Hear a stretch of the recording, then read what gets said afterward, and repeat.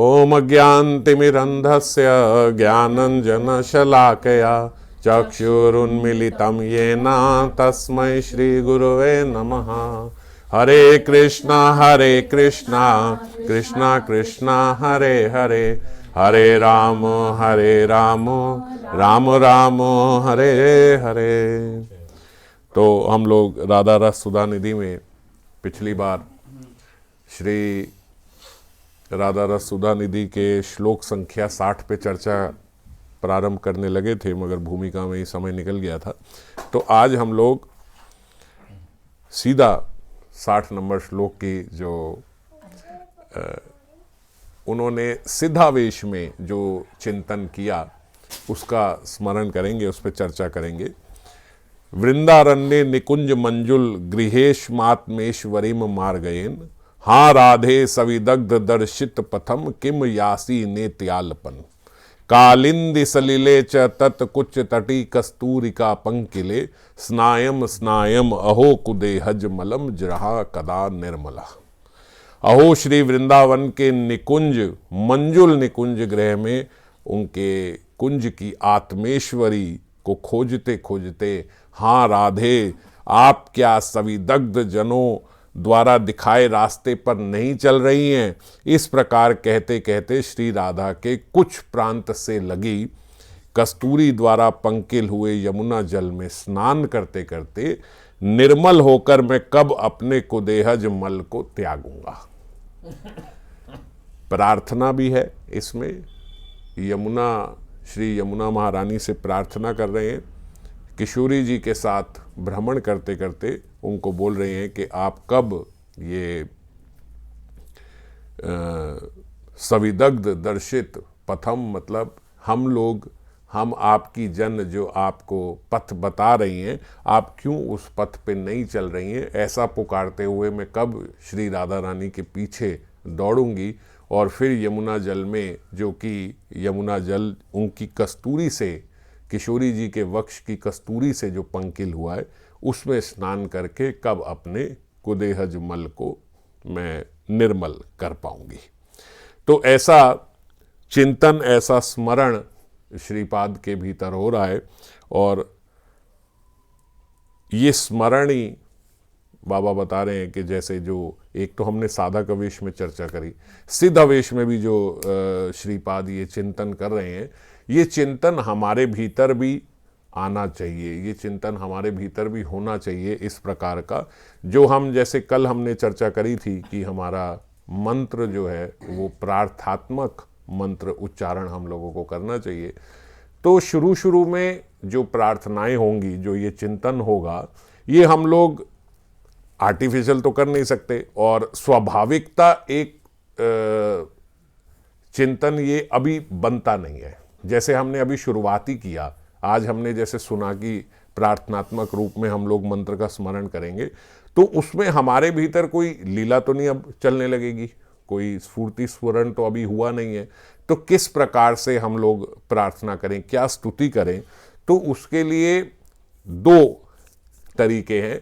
एक ये कि हम साधक आवेश में अपने जो हमारे भीतर के अवगुण हैं, हम उन अवगुणों को भगवान के समक्ष रखते हुए कि मेरे अंदर ये सब जो कमी है, जो मेरे ये अपराध करने की मेरी जो दृष्टि है, अपराध युक्त मेरी जो वाणी है, कृपया भगवान से प्रार्थना करें कि भगवान इससे मैं कब नियुक्त, इससे मैं कब हट पाऊंगा। मैंने एक बात 2-3 कथा पहले हम लोगों ने चर्चा करी थी, शायद हम लोग तब वहाँ रेणु माता जी के घर पे थे, तब हमने चर्चा करी थी कि 2 अनर्थ जीव के अंदर अभी भी हैं, और 2 अनर्थ ही मुख्य हैं। एक्चुअली जितने सारे अनर्थ हैं उन सबको एकाग्रित करके 2 के अंडर लाए गए। एक तो संपत्ति से जो जीव के अंदर अवगुण आते हैं वो, और दूसरा मैथुन से जो जीव के अंदर लालसा बनी हुई, अभिलाषा उसकी बनी हुई है। ये तो मैथुन और संपत्ति युक्त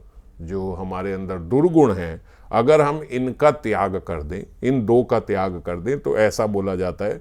मैं ये बात इसलिए कर रहा हूँ क्योंकि हमारा कुदेहज निर्मल कब होगा।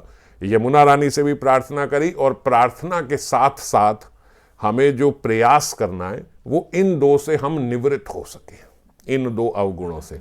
इन दो अवगुणों से जब हम निवृत्त हो जाते हैं तो हम देखेंगे स्वतः हमारा मन जो है, जो हमारे मन का साम्राज्य है, उसमें श्री राधा रानी और श्री कृष्ण आके विराजमान होंगे।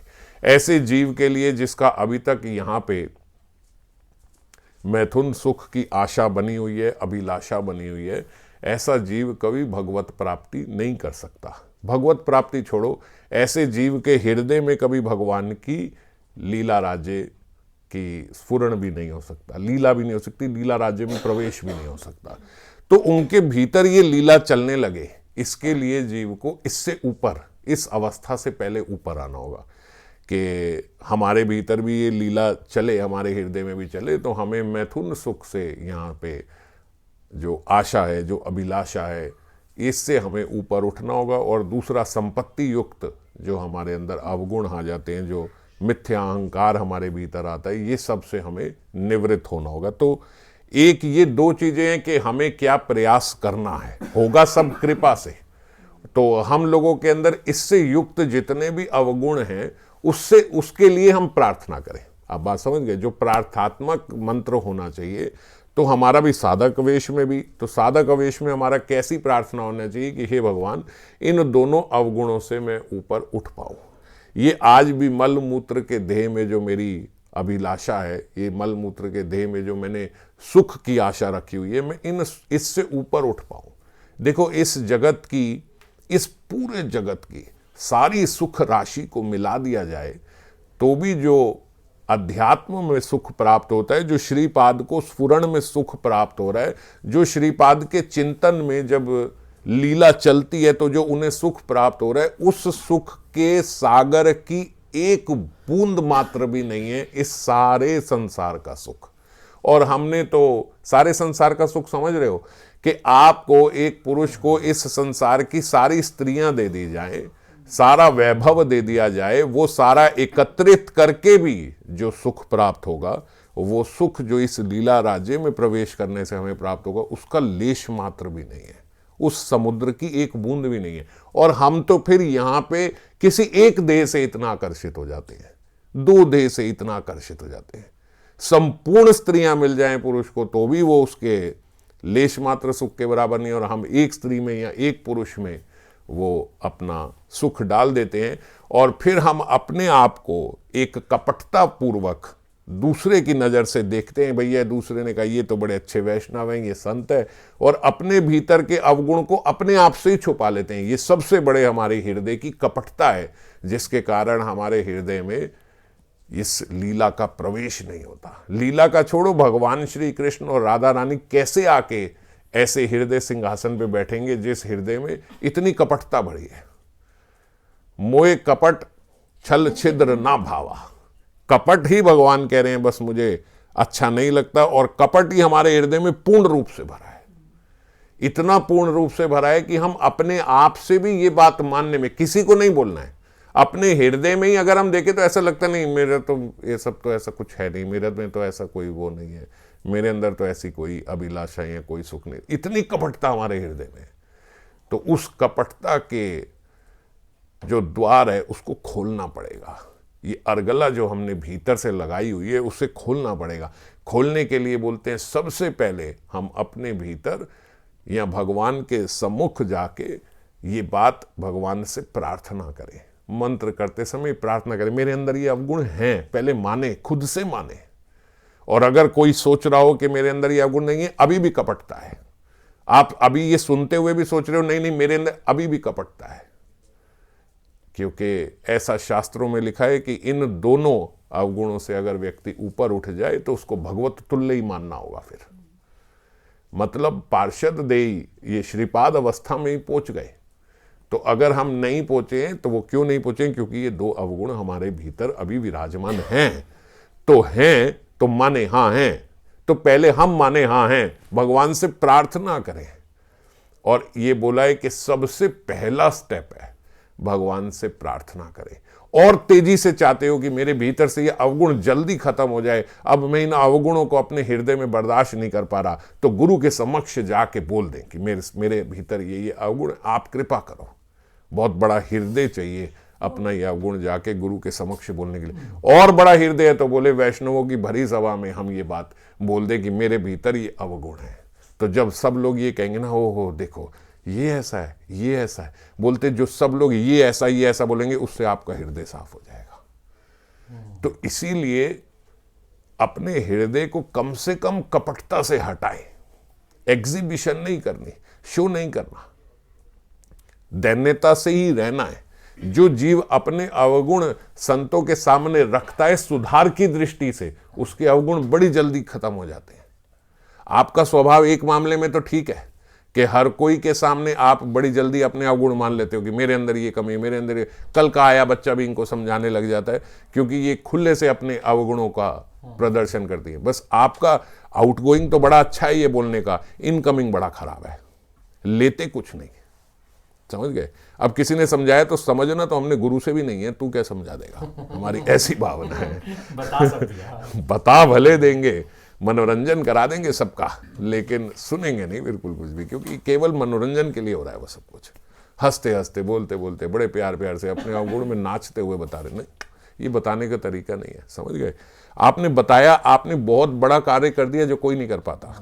अपने अवगुण सबके सामने बोल देना बहुत बड़ी बात है, पर वो केवल फिर मनोरंजन के लिए ही रह जाए, मेरे सीखने के लिए नहीं। तो सीखने की दृष्टि से ये बताया जाए कि मुझे इनका सुधार करना है, तीव्रता से करना। अगर मुझे कोई चीज तीव्रता से करनी है तो उसमें मेरी तीव्रता भी दिखेगी, और मैं रोते हुए ये बात सबके सामने इसीलिए किसी दिन बोल पाऊंगा क्योंकि मुझे बड़ी तीव्रता से अपने भीतर से वो अवगुण हटाने हैं। इसीलिए मेरे रोते हुए ये बात निकलेगी कि हाँ मैं ऐसा हूं, हाँ मैं खराब हूं, आप मेरे को ठीक कर दो किसी तरीके से। क्यों? क्योंकि मैंने उसी दिशा में जाना है। ये जीवन इसीलिए है, ये जीवन इसीलिए है कि मैं राधा रस सुधा निधि में जो श्रीपाद का चिंतन है, उस चिंतन से अपने मन को मिला सकूं। मेरी भी हृदय तंत्रियां मिले श्रीपाद के साथ की ऐसा हृदय। नहीं तो बोलने और सुनने से केवल बात बनेगी नहीं। ये तो जितना कितने जन्म लग जाएंगे, करते रहो, इससे क्या फर्क पड़ता है। तो महाप्रभु जब आए थे तो श्रीपाद की कृपा ऐसे हो गई थी कि वो प्रबोधानंद सरस्वती जी बन गए थे। लेकिन हम ऐसे प्रत्यक्ष भगवान कहाँ है हमारी लाइफ में कि इतनी कृपा करते हैं कि हम देखो, फ्री बाउंटीज कभी जीवन में किसी को नहीं मिली है। ऐसे नहीं हुआ है कि बस मुफ्त में उसका काम हो गया। प्रकाशानंद सरस्वती जो थे वो बहुत बड़े ज्ञान के पंडित थे, पर उनके भीतर भक्ति नहीं थी, पर वो सन्यासी थे। ऐसा नहीं है कि उनका स्त्री में कहीं मन लगा हुआ था या कहीं संपत्ति में उनका मन लगा हुआ था, ऐसा नहीं थे। प्रकाशानंद सरस्वती केवल ज्ञान में बड़े ऊंचे थे, पखंड पंडित थे, पर भजन में नहीं थे। तो महाप्रभु की दृष्टि से वो भजन प्राप्त हो गया, वो रस प्राप्त हो गया जो रस की कमी थी। मगर हमारे भीतर क्या है कि हम ना ज्ञान ना भक्ति ना कुछ नहीं, हमारी तो इस संसार के विषयों में अभी अभिलाषा बनी हुई है कि देखो कितनी कपटता हमारे हृदय में है कि हम रोज रोज ये बात सुनते हैं, समझते हैं। हम तो मैं तो एक बार कथा ले रहा हूँ, आप 2-3 बार और रिकॉर्डिंग में भी सुन लेते हो। उसमें बार बार से हम लोग ये सुन लेते हैं कि सुख, वास्तविक सुख विषय में नहीं है। मैं भी शास्त्र पढ़ रहा हूँ, मैं भी कथा सुन रहा हूँ, रोज मैं भी सुन रहा हूँ कि भाई, और बोल भी रहा हूँ कि ये सुख जो है वो विषयों में नहीं है, सुख उधर ही है, आनंद उधर ही है। लेकिन तब भी इतने भजन के बावजूद अभिलाषा हमारी जो है वो फिर संसार से बनी रहती है। भजन कर रहे हैं लेकिन अभिलाषा का जो सुख की अभिलाषा है वो इस संसार से ही है, वो इस जगत से ही है। कितनी कथा सुन ली, लेकिन फिर अभिलाषा। तो मेन गलती क्या करेंगे, अभिलाषा यहीं रखी हुई है। इसीलिए हृदय में वो लीला राज्य आ नहीं रहा है, इसीलिए हृदय में भगवान विराजमान नहीं हो रहे। कैसे बैठे उस हृदय में? आप बेसिक कपटता से ही नहीं हट रहे हो, बोल रहे हो कि सुख उधर है। अब देखो, हम कहते हैं जैसे आप अभी बोल रहे थे, तो भगवान को तो हमने अपना मानना है, भगवान ने तो हमें अपना माना हुआ है, भगवान ने तो पूर्ण रूप से हमें अपना माना हुआ है। हमारी ये सारी साधना जो है, ये माला जो है, ये स्मरण, ये अध्ययन जो है, शास्त्र अध्ययन जो है, कथा सुनना जो है, जो हम स्मरण कर रहे हैं वो है, वो किस लिए है कि मैं किसी दिन मान सकूं कि हाँ ये मेरे अपने हैं। बात समझ गए? कमी तो हमारी तरफ से ही है। हम में और भगवान में दूरी क्या है? भगवान ने मान लिया ये मेरा अपना है, लेकिन मैं आज तक हृदय से नहीं मान पा रहा कि ये ही मेरे अपने हैं। ये मान पा रहे हैं क्या? ये मान नहीं पा रहे। हम अभी भी कहते हैं ये मेरा दोस्त, ये मेरा अपना है, ये मेरी माँ मेरी अपनी है, ये मेरा बेटा ये मेरा अपना है, मगर उतना ही अपनापन इनमें आ गया क्या हमारा? उनमें नहीं आया। समझ गए? बस ये कमी है। तो ये सारी साधना इसलिए है कि हम उन्हें अपना मान लें। हैं वो हमारे अपने, उन्होंने तो हमें अपना मान लिया, पर क्या मैं मान पा रहा हूं? तो कमी मेरे एंड से है। जिस दिन मैंने मान लिया कि ये मेरे हैं, बस बात बन गई, बस हो गया। सारी साधना का यही फल था। सारी साधना जीवन भर किस लिए कर रहे थे? केवल इस बात को मानने के लिए कि ये मेरे हैं। और यही है जो है, वो ही समझना है। जो पढ़ रहे हैं, सुन रहे हैं, जो वास्तविकता है, किसी इल्यूजन में थोड़े ना जाना है, किसी ऐसे थोड़ी कि किसी मन घड़ंत बात को अपना ले। जो वास्तविकता है बस उसको मानना है। और ये सारा जीवन, इतने अनंत कोटि जन्म जो मिले, बस ये सारी साधना इसीलिए कि ये मान जाए कि ये मेरे अपने हैं। वार्तालाप होनी बहुत जरूरी है इसके लिए। प्रार्थना, जो आपकी भगवान से जो वार्तालाप है वो प्रार्थना ही है, वो होनी बहुत जरूरी है। जब अपने मंत्र स्मरण के लिए बैठे तो एक भगवान से चर्चा होनी चाहिए अपने हृदय की। ये सब मेरे भीतर अवगुण है, ये सब मेरे को अवगुण हटाने हैं। फिर स्मरण में हम जहाँ जहाँ जो हम, जैसे मैंने बताया कि प्रारंभिक स्मरण अवस्था में, जैसे बाबा ने बताया था कि हम लोग धाम में जहाँ जहाँ गए हैं वहाँ धाम के लीला स्थलियों के हम लोग दर्शन करें, मंदिर के दर्शन करें, विग्रह के दर्शन करते करते करते करते मेरी प्रार्थना ये साथ साथ चलती रहे। समझ गए? जब ये प्रार्थना चलती रहेगी, फिर एक दिन वही प्रार्थना स्तुति का रूप ले लेगी। फिर भगवान के गुणों के बारे में हम वर्णन करने लगेंगे। फिर हमें भगवान के रूप जो है वो उसका सौंदर्य दिखने लगेगा, उनके गुणों का सौंदर्य दिखने लगेगा, फिर उनकी लीला दिखने लगेगी। समझ गए?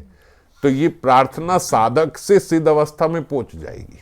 तो ऐसे ही श्रीपाद की जो इस श्लोक की व्याख्या है, पहले साधक रूप में प्रार्थना करी, वही प्रार्थना अब सिद्ध स्वरूप में पहुंच गई। तो यहां पे वो प्रार्थना कर रहे हैं कि वृंदारण्य निकुंज मंजुल गृहेश आत्मेश्वरी मार्गेन। हे किशोरी जी, आप जो चल रही हो, ये पहले उनको स्मरण ये हुआ जहां पिछले श्लोक में जो रास लीला के उपरांत वो उनकी चरण सेवा कर रहे थे, तो सिद्ध आवेश में अब श्रीपाद देख रहे हैं कि श्रीमती की जो सेवा प्राप्ति की उत्कंठा में वो रो रहे थे। तो सहसा उन्होंने देखा कि वही लीला वहाँ से उनका स्फुरण हुआ और रत्न आसन पर श्री राधा माधव विराजमान है और श्रीपाद उनकी सेवा कर रहे हैं। और श्याम सुंदर श्री राधा जी के मादन रस का आस्वादन करते हुए आनंद जड़ता से विमुग्ध हो गए हैं। आनंद जड़ता मतलब ऐसा आनंद उनको किशोरी जी से प्राप्त हुआ कि उसमें विमुग्ध होते, जैसे हम लोग होते ना कि ऐसे देखने लगे तो कुछ सोचते वहीं देखे जा रहे हैं, आगे से कितने लोग आ गए, कितने लोग चले गए, या कोई कुछ पुकार रहा है तो हमें पता ही नहीं। तो उस समय के लिए हमारी थोड़ी जड़ता हो गई। तो ये जड़ता आनंद जड़ता है, जो श्याम सुंदर को ही आनंद जड़ता।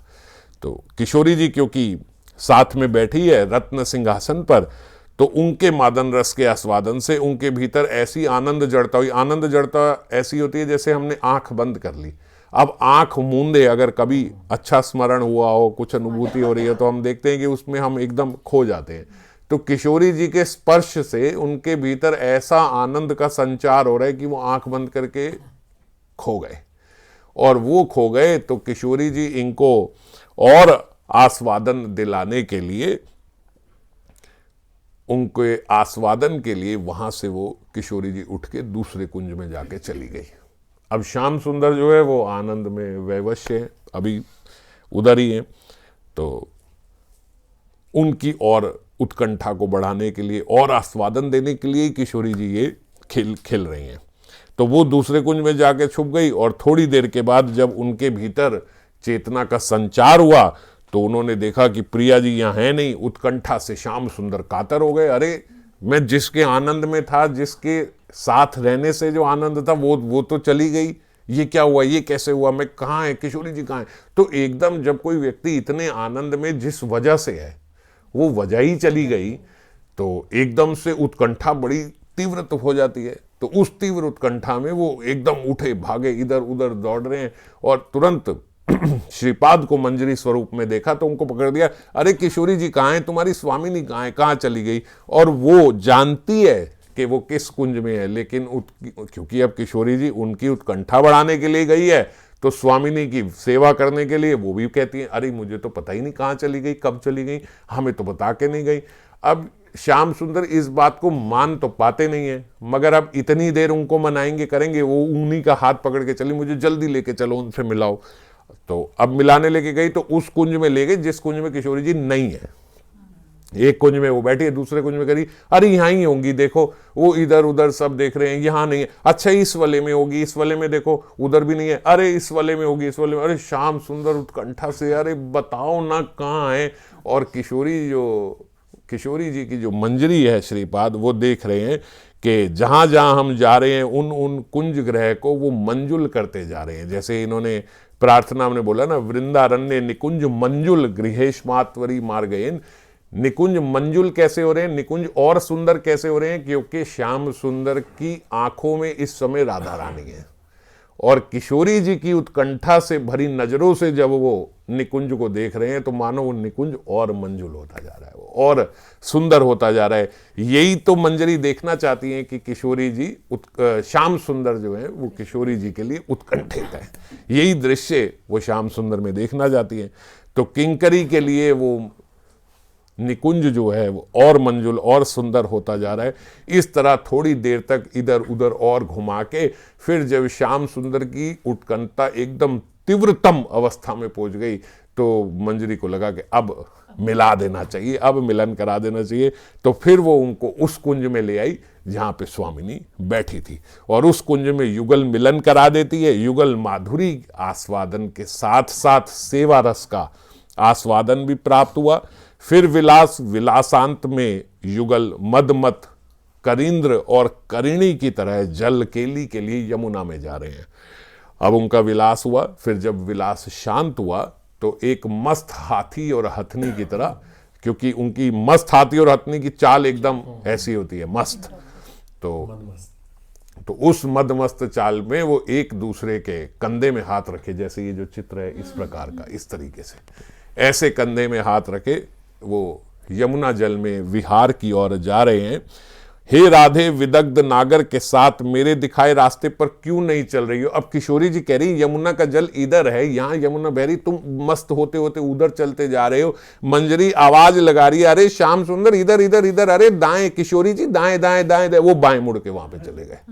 तो वो उनको बोल रही है, हाँ राधे सविदग्ध दर्शित पथम किम यासी नेत्यालपन। आप मेरी बात सुन क्यों नहीं रही हो, मैं जब आपको बोल रहा हूं कि यहाँ पे यमुना, आप क्यों नहीं चल रही हो, आप वहां उधर चलती जा रही हो। तो ये बोलते, ये मैं बोलूं, यही वो प्रार्थना कर रही है श्लोक में, और यही क्योंकि उन्हें यहाँ पे स्मरण हुआ तो किशोरी जी को पकड़ के वो बिल्कुल ऐसे जैसे एक रिमोट कंट्रोल वाली गाड़ी चल रही है सीधी चल रही है, तो हम क्या करते हैं उसके आगे हाथ लगा देते हैं, वो उधर को मुड़ जाती है।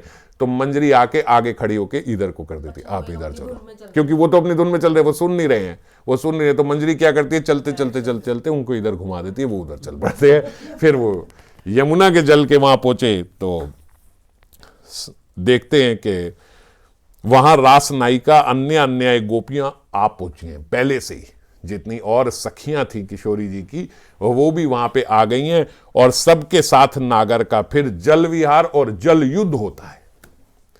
अब जल युद्ध क्या होता है, जल विहार क्या होता है, जैसे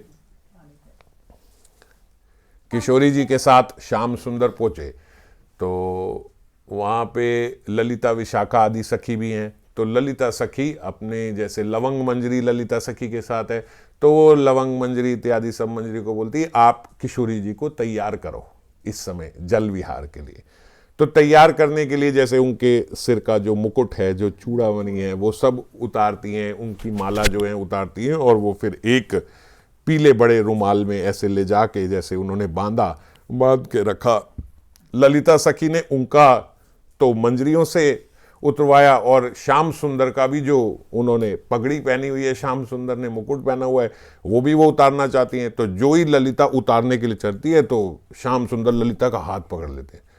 ये क्या, उतारोगे नहीं क्या जल विहार के लिए? बोले मैं नहीं उतारूंगा, मैं तो ये अपना पहन के ही जल विहार करूंगा, श्याम सुंदर बोलते हैं।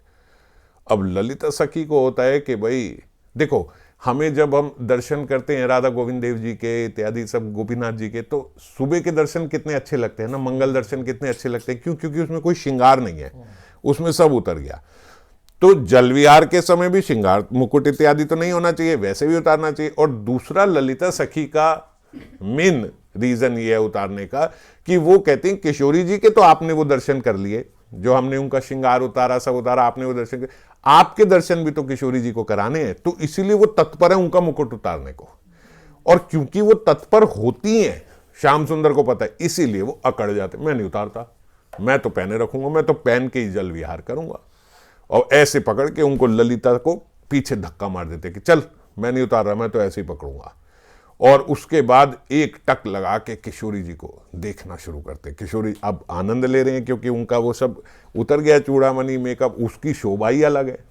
श्याम सुंदर और किशोरी जी की तो ऐसा है ना कि ये उतर जाए तो शोभा ज्यादा है, ये तो शोभा छुपाने के लिए श्रृंगार हो रहा है।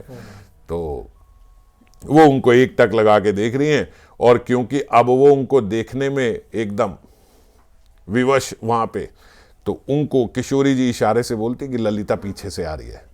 तो किशोरी जी बता रही हैं ललिता पीछे से इशारे से आ रही है। अब लीला का आस्वादन के लिए ललिता बेचारी किशोरी जी के लिए ही कर रही है, और किशोरी जी कृष्ण के लिए बता रही हैं कि भैया तुम नहीं चाहते हो, वो फिर भी पीछे से आ रही है।